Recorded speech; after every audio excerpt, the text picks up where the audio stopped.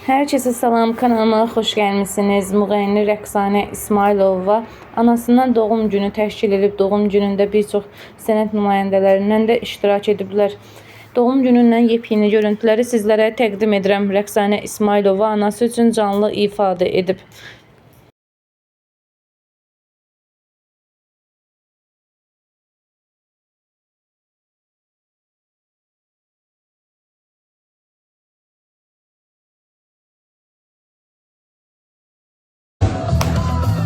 Dünya senin, dünya benim, dünya hiç kimin. Ay, dünya senin, dünya benim, dünya hiç kimin.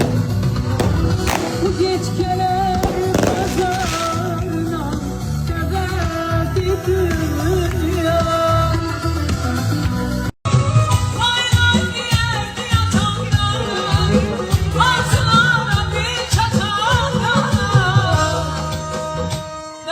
O kadar güzeldi ki.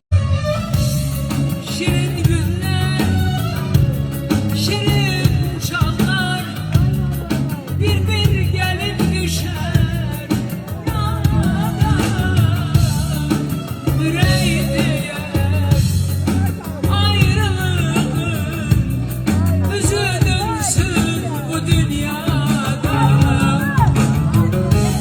Şirin günler, şirin çağlar, bir bir gelip düşer yana.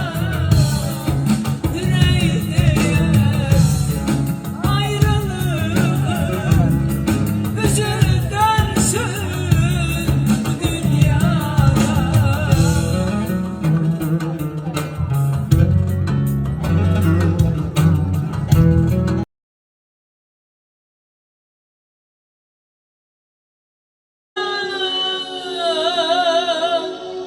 Bu dünyadan ay kimler geldi,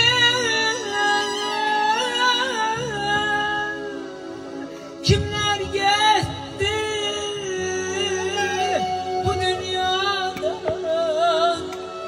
bu dünyadan arif olan nakam gitmez.